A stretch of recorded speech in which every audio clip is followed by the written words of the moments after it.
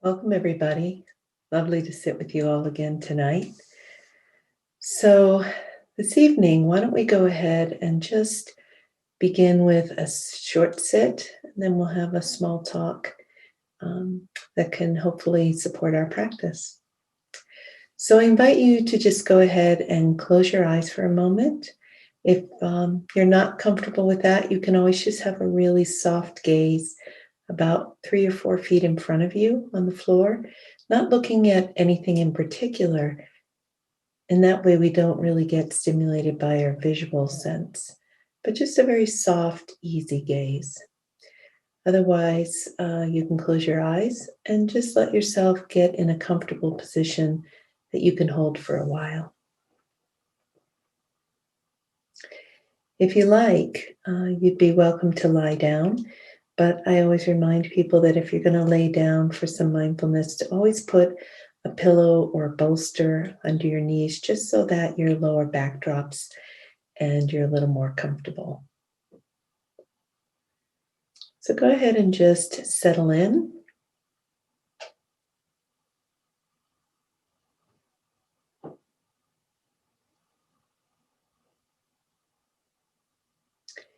And I invite you to just begin this sit by just checking in with where you are right now. So just checking in with your body, heart, and mind as they are in this moment. You may find that you're feeling very at ease and peaceful.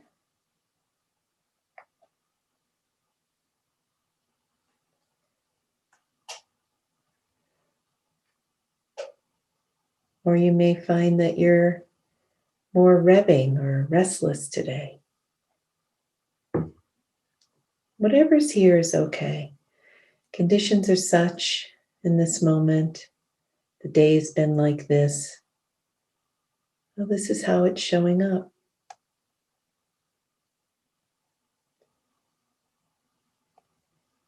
And we always hold on to this knowledge that everything is temporary.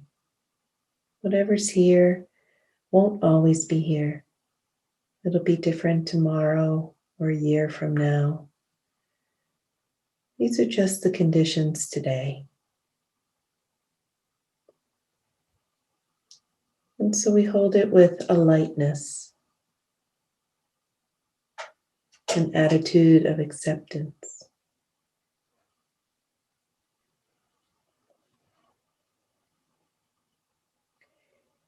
And we don't have to hold on to this experience, so we can allow it, but also not cling to it, not grasp at it. So you can just notice experience and then gently just breathe it out on the out breath. So if you're noticing any tension or stress, it's okay that it's here. We just gently breathe it out on the out breath. Just let it go on its way.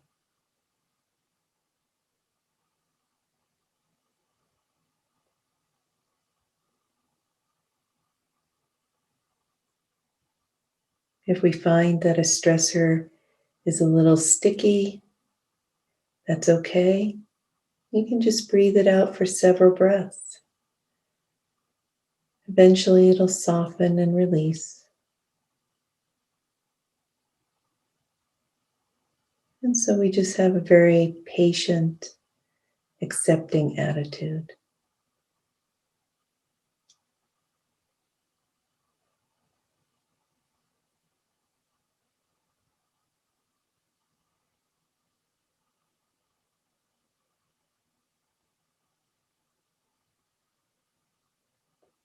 As we do this, we're just emptying and softening, letting go of the day.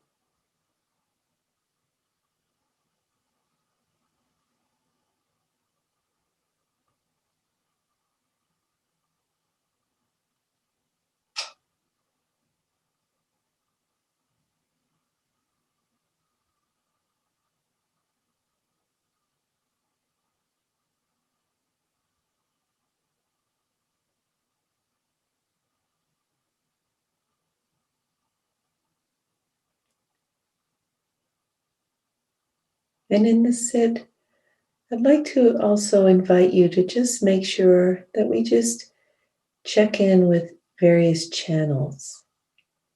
So take a moment, if you haven't already, to just check in with your body, noticing this channel, and just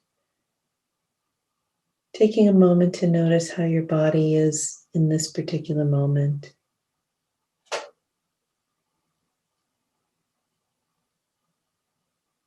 Allowing and accepting what's here, but not clinging to it, letting it go.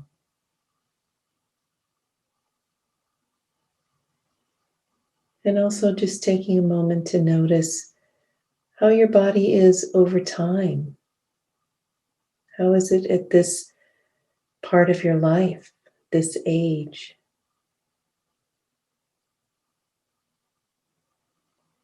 You may be very involved with your body, very athletic, or you may not pay much attention to your body.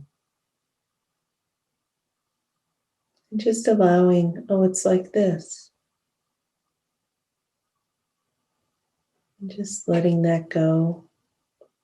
No need to hold on to it. We're just noticing how it is.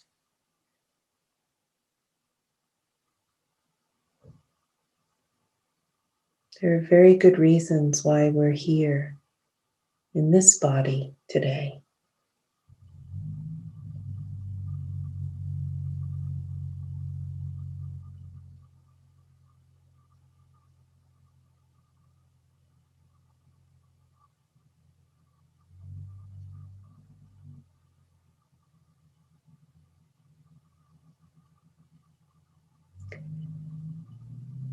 And then you can let that go and just notice your mind for a moment.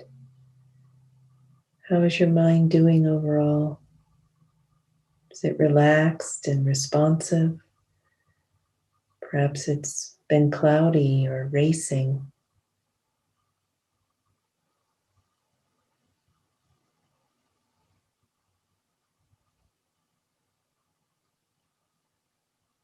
And also just taking a moment to notice how it's been overall this past year or at this time in your life.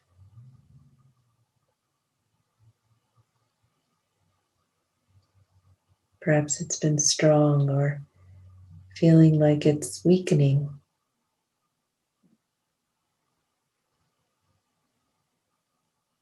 Changes with age.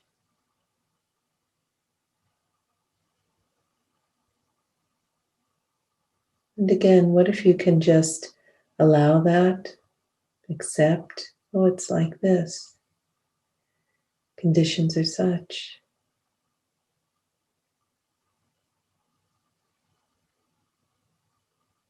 And also gently let go.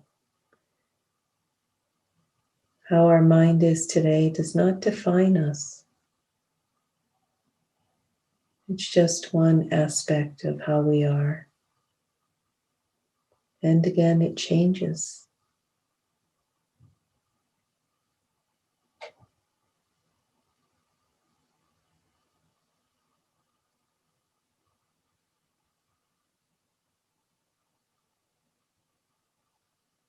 And then you can let go of mind and just take a moment to notice how your heart is, your emotions these days.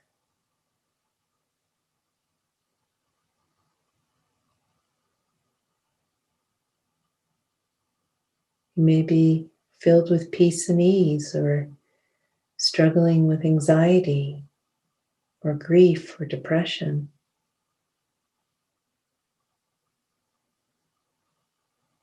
Again, whatever you notice is here for a good reason.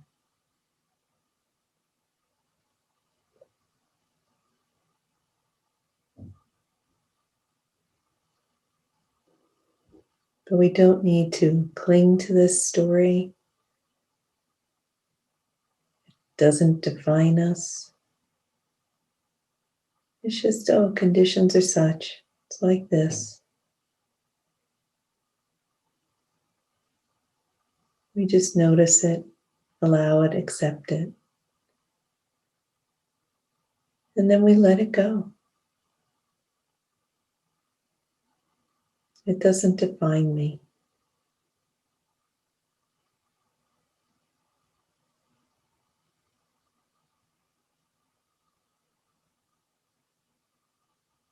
Just different channels, different parts of us.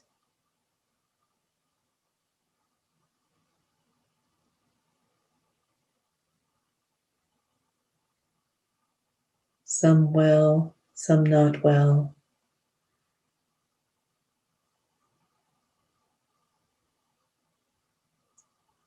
All here through the conditions of our life at this moment.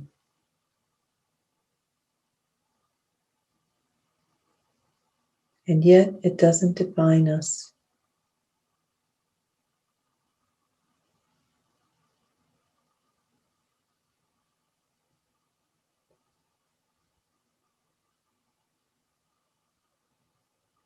And so you can let go of your heart if you haven't already, and just bring your attention back to this emptying, quiet within.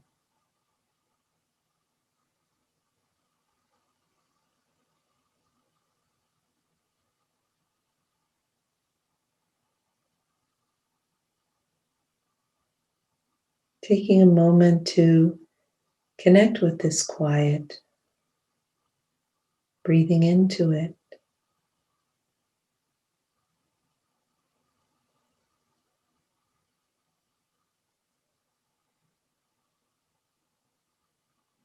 If your mind is very busy, you can let the busyness be in the front of you, the front of your body. And just notice the quiet in the background.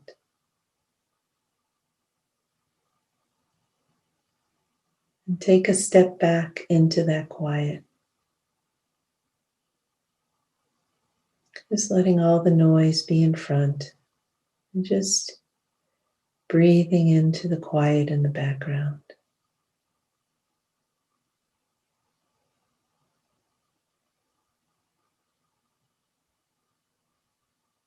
Noticing its peace and ease.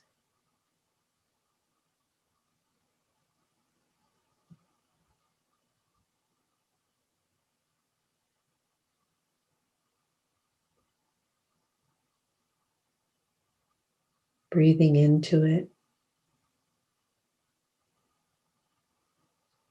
And allowing it to get as big as it wants.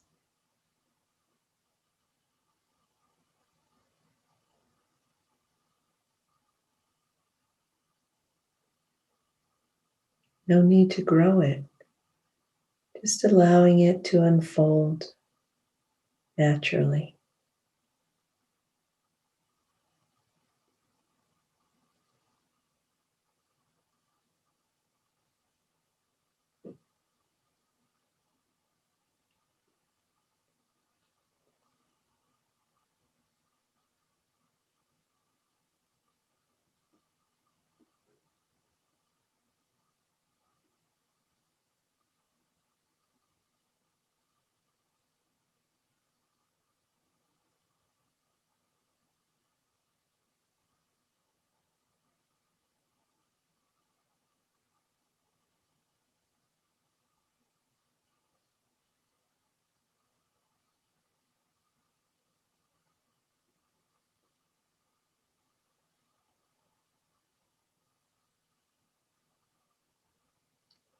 If you like, you can let yourself become the quiet.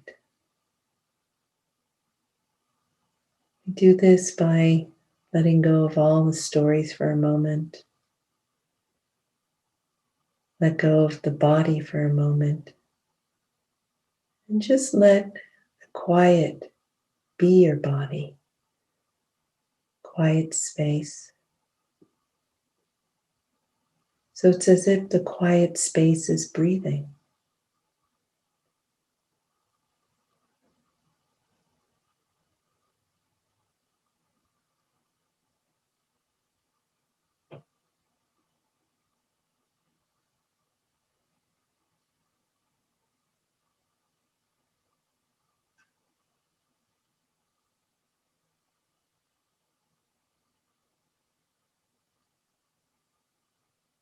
Here we connect with our essential nature, our essence,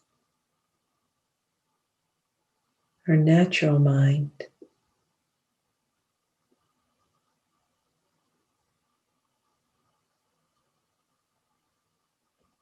This deeper part of us that isn't entangled with the world,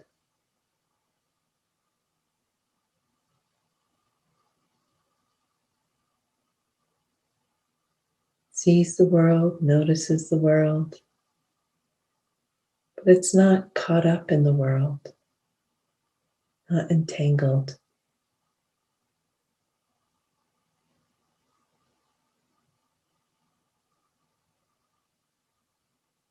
Free, quiet, and peaceful.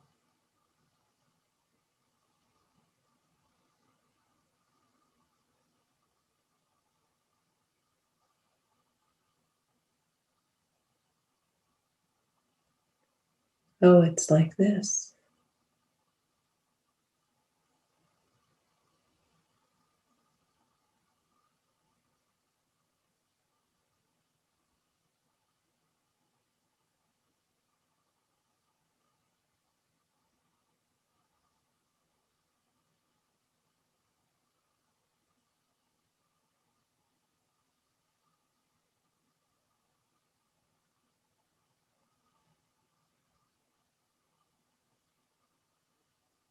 Resting here in our natural mind.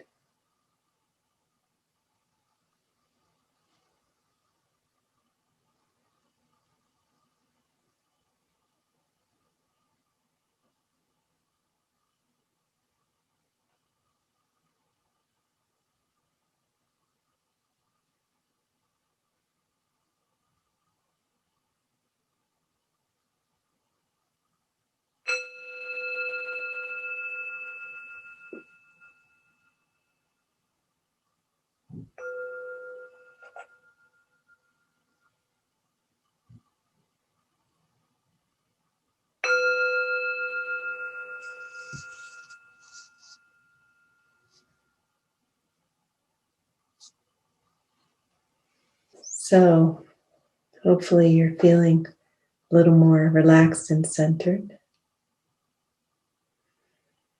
Hmm.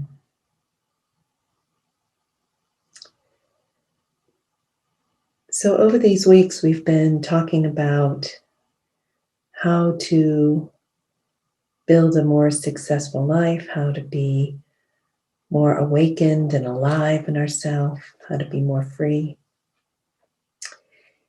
And so, I wanted to talk tonight a little bit about how we get there.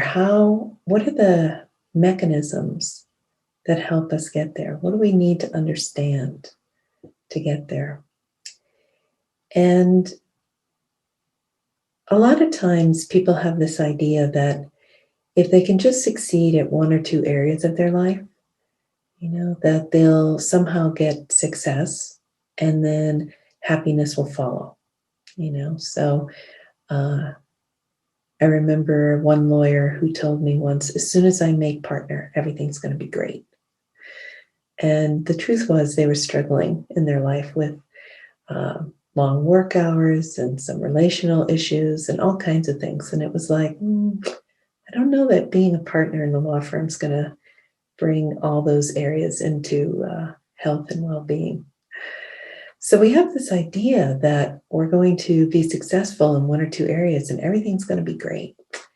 But if you think about people who have done that, perhaps yourself, people who have made their goals, got that success, made partner, made the right amount of money, and bought the right house, married the right partner, whatever it might be. Oftentimes, we find that we're still suffering, or we're not satisfied, or we still have some yearning that something's off. And so, this idea that one success in one area is going to somehow clean house for all of us doesn't really work. And, we still can have our pain. Like, for instance, we may make partner or make the right amount of money, own our business, and we may still struggle with things like addiction or trauma or intimacy issues, finance issues, things like that. So there's this split in us, like, oh, this part's successful, but maybe not over here. These parts aren't doing so well. And so I wanted to talk about that, this idea that in order to really have a successful, happy, meaningful life, one that feels great to us, we actually can't just do some parts and leave other parts out. We actually have to kind of bring everybody else along. Otherwise, your struggling parts can take you down. They can cause you a lot of pain and discomfort. For example, you may have all the riches you want and the right job and the right partner and all of that, and you may still be depressed or struggling with an addiction. And that can kind of take it all down. If your addiction's bad enough, you may lose your wonderful partner. You may lose your wonderful job. So in our work, Mark and I have been doing, what we came to see is that there's actually 7 domains, 7 parts to us. And real success, real happiness, real joy and fulfillment come when all 7 are at least at a level of competence. They don't have to be perfect, but just at a level of competence. And so I wanted to talk about those 7 domains tonight, just so you could do a little exploring for yourself. So the 7 domains are our physical life, our cognitive life, our psychological and emotional life, our social and relational life, social life and intimacy. So, how you work on a team kind of thing, and also how are you in relationships. Our spiritual life, and also our integration, how all that comes together and integrates. So to give you an example, I want to use the example of a baseball player. I think this will make it a little easier. So let's say we have somebody who wants to be a major league baseball player, like works hard, he's been trying for years to do this. And our baseball player needs all 7 domains to succeed. So he needs his physical domain, he needs to be in shape and have a good, healthy body. Cognitively, he has to be able to kind of have depth perception to kind of analyze plays like, okay, this is the best play right now. Here comes the ball and I need to know exactly where to get it, right? He has to have good psychology. So he can't, for instance, be depressed or manic or something like that. He has to also understand his own mind and his mind of other players. So when he plays the game, he's kind of sussing out other players, like, how does he play? Okay, he has this bias. I'm going to play against that bias. So that actually makes him psychologically sophisticated when he plays the game. Emotionally, he has to be in a good place, if he's not in a good place, his game's off for the day. Let me see. Socially, he has to be a great team player. He has to get along with his teammates. If he doesn't, it's not going to work very well. And also spiritually, you'll see many baseball players, for instance, have rituals like, they make the sign of the cross before they bat, or they, tap their head and do some kind of little ritual. And that's their spiritual beliefs playing out. Like, oh, if I don't do this, I'm not going to get a hit or something like that, or it's not going to be a good game. And then there's the integrative domain, and that's where all these domains have to work together. For instance, your depth perception has to work with your physical prowess. So it's great that you can kind of see where the ball's going, but you got to be able to run and get right underneath it. So they have to work together. So all these domains work together to create a really brilliant baseball player. Now, if any domain is off, his whole game can be thrown off. So, for instance, if he went out drinking the night before and he's hungover, physically, not going to be so good. Cognitively, not going to be as sharp, right? Um, psychologically, if he's depressed or dealing with, mania or, he's just not thinking psychologically, not analyzing the game, not looking for the meanings of like, okay, why is that guy doing that? If he's not really on his game that way, he's not going to be as sharp. Emotionally, let's say his girlfriend broke up with him the night before. He can be in the tank emotionally. He can be depressed, sullen, sad, grieving. If that happens, his game's off. Not going to be playing as well. Getting along with his teammates socially, right? We hear this a lot. You can have a brilliant player who just can't get along with his teammates, right? And he gets traded around a lot, just move from team to team because nobody wants to play with him, so that can break down his game, no matter how brilliant a ball player he is. And finally, spiritually, if he's in some kind of existential crisis, he can't concentrate on his game. He just can't focus. He's too busy looking at the bigger issues in life, death and where do I go beyond and those kinds of things. Or, am I okay with my God, who I lean on in my life.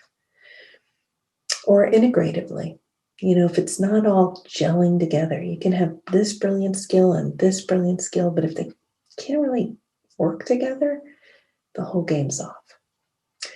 So you can see how this works. And it doesn't matter how brilliant somebody is or how successful a ball player they are. If one of the other domains is breaking down seriously, like if he goes into a depression for a year, or he's struggling with an addiction and keeps showing up drunk or hungover to his practices and his games, eventually he loses his dream of being a Major League Baseball player. So this is what I want to shift, this idea that, it's not that I have to succeed in one or two areas. It's that, wow, what are my 7 domains and how are they coming forward and impacting my life? And so what I want to do is just take a moment now for us to do just a little internal reflection, just so you can kind of map your own domains a little bit and just get a sense of where you're at these days. And again, everything is temporary. How you are in a domain today could be different a year from now. We're just doing a snapshot right now. So I invite you to go ahead and close your eyes for a moment or look softly at the ground. Just get comfortable. And I'm just going to kind of walk through each of these domains and just notice how this is for you. So just taking a couple of clearing breaths.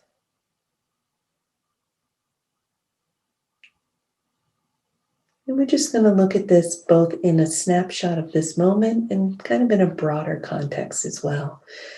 So taking a moment to consider the physical domain. Just how are you with your body? Are you athletic and really in tune with your body, work with your body every day? Maybe you're not connected to your body at all. You don't exercise at all. Or you're dealing with an injury. I'm just noticing, today I'm like this with my body. Again, no judgment here. This doesn't define us. It's just information.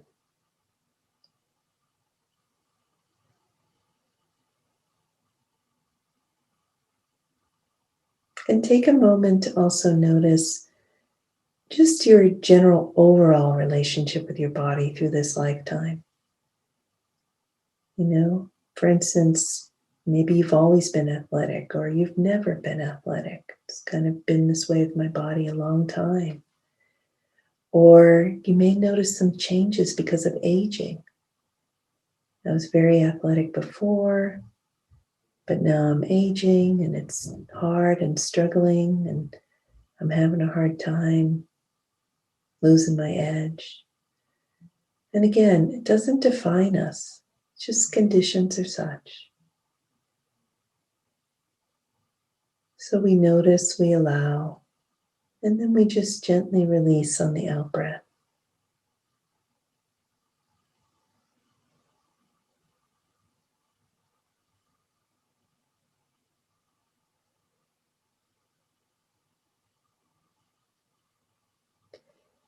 And taking a moment now to notice your cognitive functioning. How are you with your mind? Perhaps your mind is very sharp. You love your mind. You use your mind a lot. Or you may feel like you're not that connected to your mind. It's hard for you to think or process. Or you struggle with a learning disability. Just, oh, mind is like this for me. The cognitive domain is like this for me.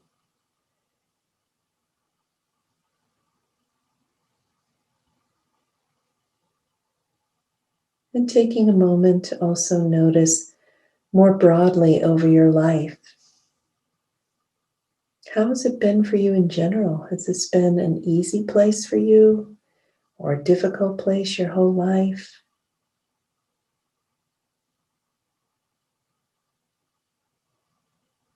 Or is it changing? Perhaps it was easier when you were younger, but it's harder now because of aging or memory issues, or perhaps you had a head injury. Oh, it's like this now. And whatever you find, just having a gentle attitude, allowing, accepting.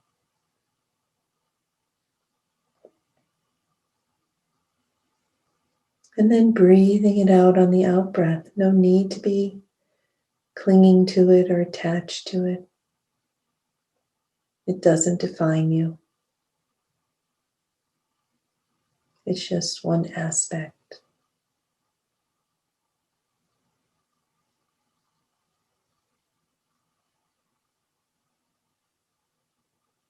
And just letting that go.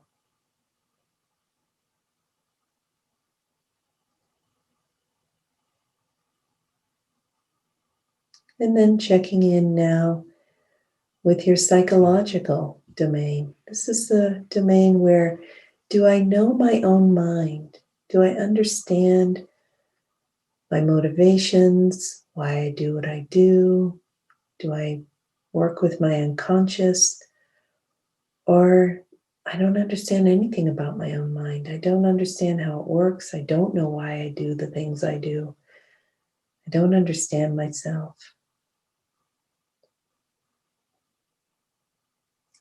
How are you understanding other people's minds? Do you have a sense of how they operate, why they do what they do? Or is it all just a blur to you?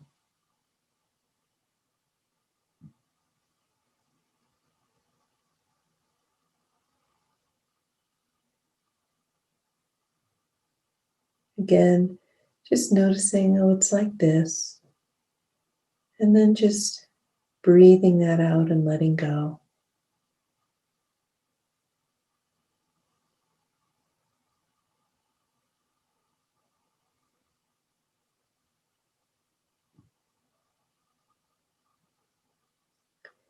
And taking time now to include your emotional domain. How are you with your emotions? Do you feel comfortable with your emotions, free in your emotions? You're great at feeling the 10,000 joys and the 10,000 sorrows, and it's all just a beautiful ride of humanity? Or do you find yourself constricted or afraid of your emotions? I don't like my anger, I'm afraid of my anger. Or I don't like my energy, I don't like joy, I'm not comfortable with joy. Or being silly. You may feel kind of more insular, withdrawn.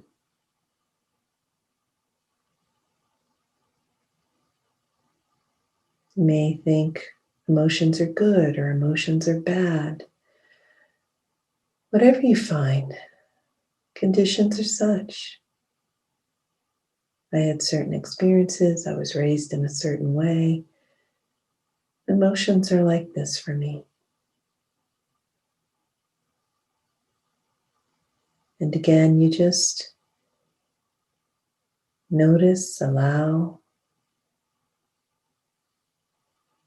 and then let them go. Breathe them out on the out breath. Again, my emotions do not define me. They do not define who I am. They're temporary.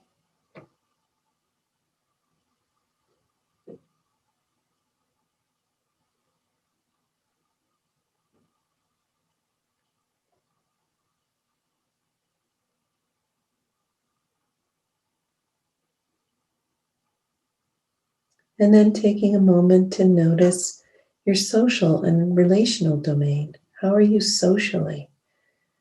Are you very easygoing socially? You love big crowds and parties. You're a great team player.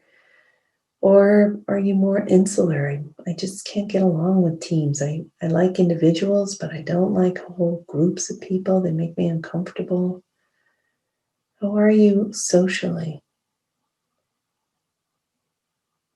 And has it always been that way? Perhaps it's changed as you got older. Oh, it's like this.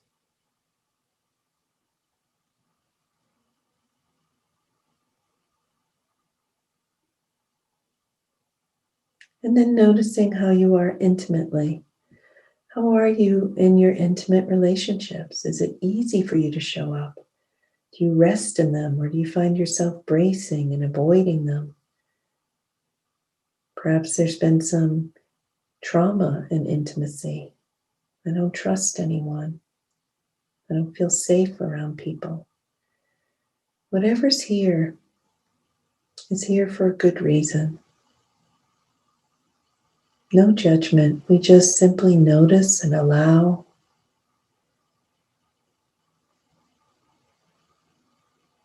Good to know this. And then we breathe it out on the out breath and let it go. Again, my social and relational domain does not define me. It's more what I've lived through so far. And it always can change.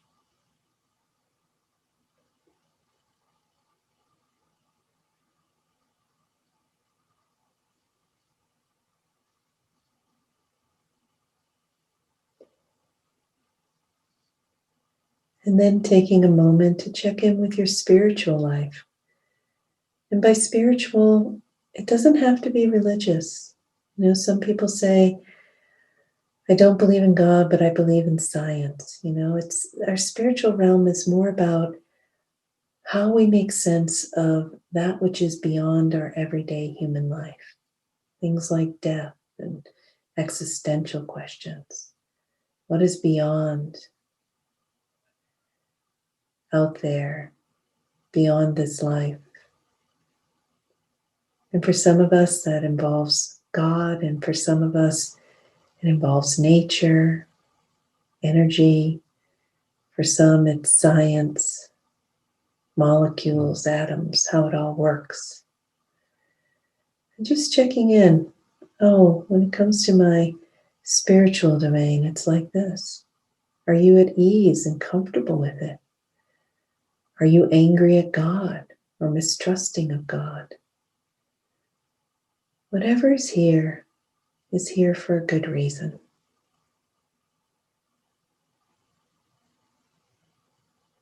So again, we simply notice, allow. It's like this. But we don't cling. We gently breathe it out on the out breath, for it does not define us.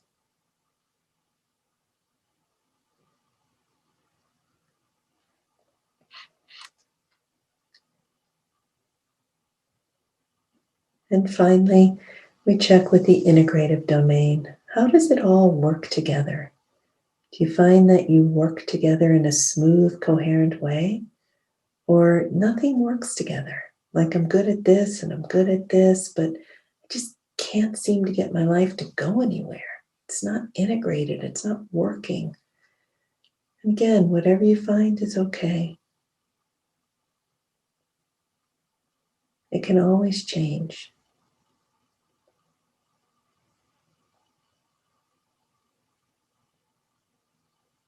And again, we just notice, allow,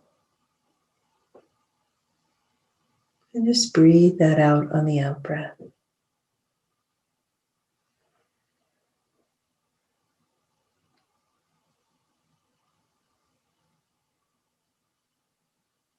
Just settling back for a moment.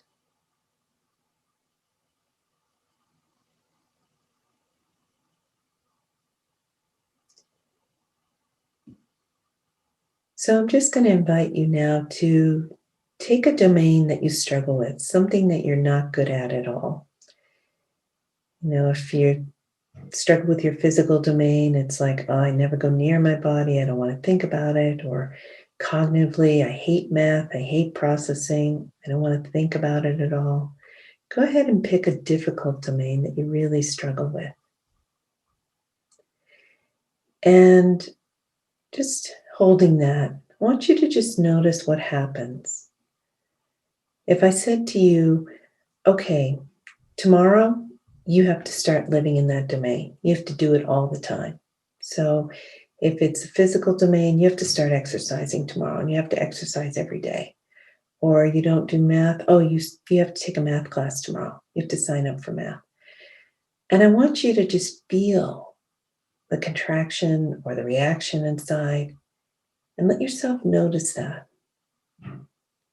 And then going into that contraction, if that contraction could talk, what would it say?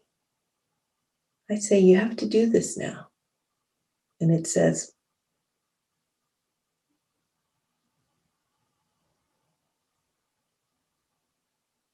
notice what it says. And as you feel this contraction, notice how old does it feel? Does it feel like a little kid, teenager, an adult? And if you don't have a sense of how old it is, how old does it sound? For instance, if it says, I don't wanna, I can't, I'm scared, then that's going to be a younger voice. Even though you may not feel that it's younger, I don't wanna is the way a kid talks. So it's like, oh, that's a kid voice.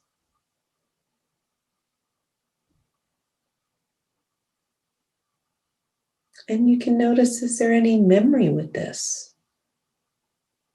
Like, oh, I'm back in the classroom, or I'm back in that moment when that happened. You don't have to open the memory so much. Just notice, oh, yeah, there's a reason I feel this way. And so, as you notice that,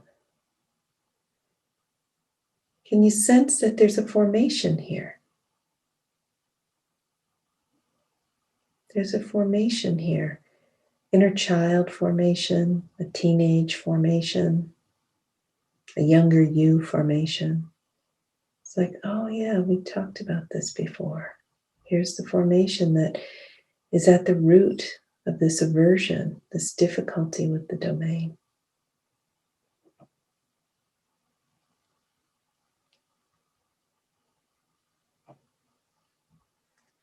And so you can go ahead now and just let go of that.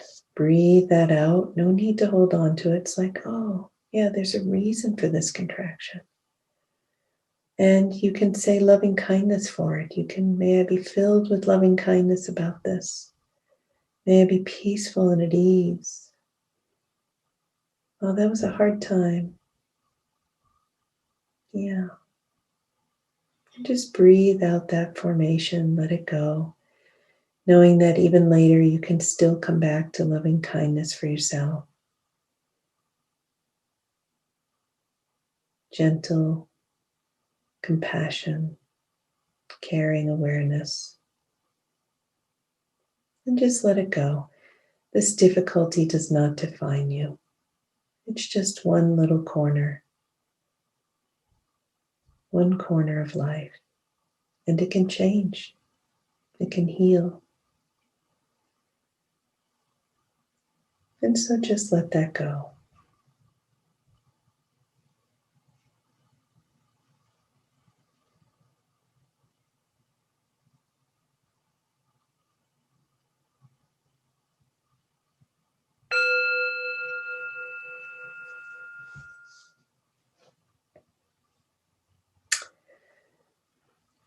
So, for those of you who were with us 2 weeks ago, you may remember that we talked about mental formations, that we have these reactions inside. And if we go inside and track them, trace them down, we can get in touch with inner child formations, teenage formations.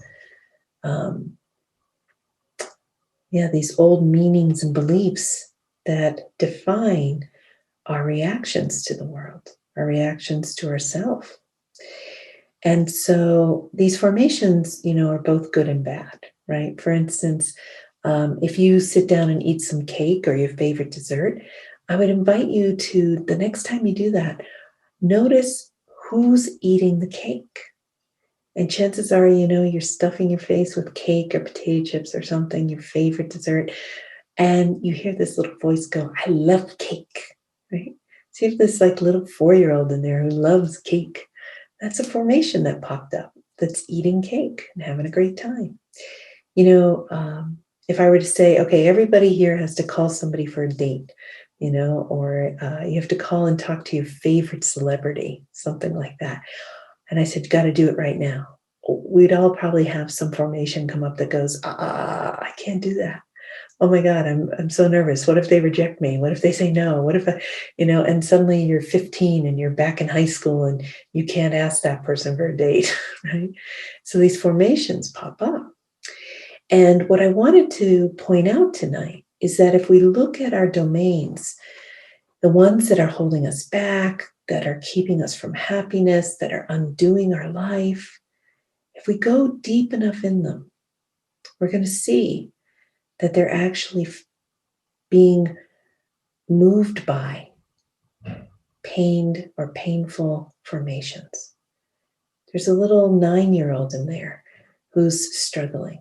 If you're not very good physically, you probably have a little 9-year-old in there who's like, I never got picked for the baseball team. I always got picked last for the games, right? If you have a cognitive struggle, you probably have a little kid in there in school going, oh my God, this is so painful. I can't do it. I don't know how to do the math. I can't read. I don't know the answer, right? So these formations are in there kind of holding us hostage. They're stuck. They're stuck in these cycles of pain. And it's really hard to develop a domain when you have this formation in there circling the halls in the old days. And so a lot of times we try to exercise, do the math class, whatever, take up music lessons again, whatever it might be. And after a few weeks, we can't do it. We give up. We're like, oh, never mind. The reason why, it's not that we didn't have great skills. We could have even had a great teacher, a great coach. It's that there's a formation inside going, I can't do this. I can't do it. And so we need to release these formations in order to go ahead in our life, in order to change the domain, to develop it. When we release the formation and we step back into our essential nature, our essence isn't struggling, doesn't have a learning disability, isn't walking around with mean names like I'm fat or stupid or things like that. Essence is clean. Essence is pure. And if essence engages the domain, well, then we just get to learn again. We get to wake it up again, heal ourselves. So this idea that if we can find the formations that are stuck, we can release them, and then our body, our heart, and our mind have a real chance to grow. If you've ever had a massage, right? Let's say, let's imagine for a minute, if you walk around with a belief like, I have to be perfect all the time, I have to be perfect, and your back is braced and it's tight all the time because you're trying to be perfect all the time, you can go in and get a great massage and have a great massage therapist, and they loosen and break it down and chunk it all out. And it's like, oh, it feels great. I feel soft. I feel free. I feel amazing. But if you go out in the world and you still have, I have to be perfect, I have to be perfect, then over a couple of days, that back is going to tighten again. The only way this really releases is when we release the formation that's holding us in that pattern. And so this becomes the depth of our work. A lot of people keep trying to go to essence to be happy, or I'm going to take up this new skill and be happy. And then a few weeks later, they find they're just doing what they've done their whole life. And they don't feel successful. They don't feel great. They got to be partner, and they're still struggling with intimacy issues or finance issues or addictions or whatever it might be. So we want to release these old formations. We want to come into this clearing practice where we clear the old pain so that, in essence, we can open and redevelop our struggling domains. And then when we bring our struggling domains all into a level of competence, now our life feels more successful. Now we feel happy across the board, right? And we don't have to get caught in this striving to get more, because if we try to get partner and we're not happy, then we think we need a higher salary. It's like there's always this more because something's not right. But if we release what's not right, the whole system settles. I am good enough. My life is good. What am I called to? What's my passions? What do I want to do next? Because I'm not improving myself all the time or running away from my pain. So I hope that this is of service to you, that you got a little taste of your domains. You can see how formations are actually at the root of them, and that you start to get curious about your own places where you're holding back. And whatever you find, whatever formations you find, I just really invite you to have an attitude of kindness and love, because a lot of times we're stuck because of pain. So we want to have an attitude of loving kindness with ourselves. We want to bring loving kindness to these formations. Eventually, I'll be talking about how we release them. So I hope that this is helpful for you. I just want to leave you with a couple of quotes here. I love this first quote. It's from the book Educated by Tara Westover. And, a lot of times we look at our parents and say, oh, I'm not going to do what you did. I'm not doing that. But we don't quite maybe do something different. Or maybe we find ourselves a couple of years later doing what they did. And we feel terrible. Like, oh, I didn't want to do that. So I love this quote from her book. Although I renounced my father's life, I didn't quite have the courage to live mine.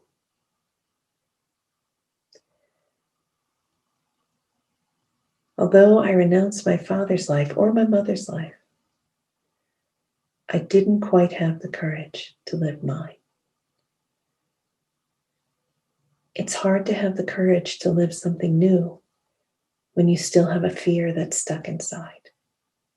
So we want to release these fears and pains so that we do have the courage to live our authentic life, to live our true nature out in the world, right? And I love this quote as well. We all have an old knot in our heart we wish to untie. We all have an old knot in our heart that we wish to untie. Don't we all have many knots? Yeah. And if we untie them, we get free. It's so beautiful.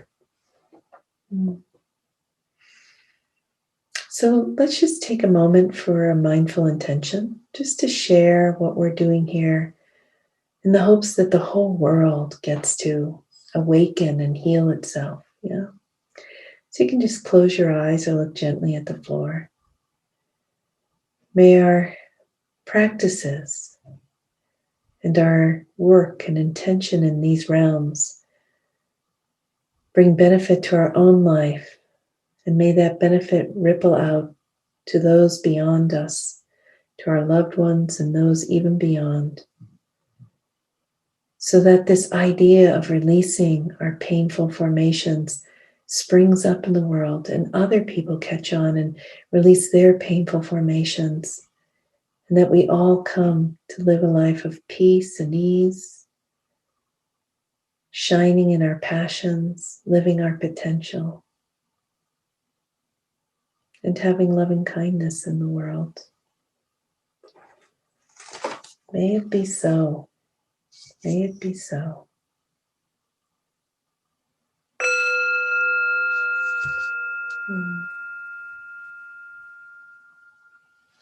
So, thank you for your practice. And as you find some formations this week, go into that contraction, notice a little voice talking, just have some gentleness with it. We're coming into healing, but it might take a little while. So we just begin with a gentle attitude and love. So take care, and I'll see you next time.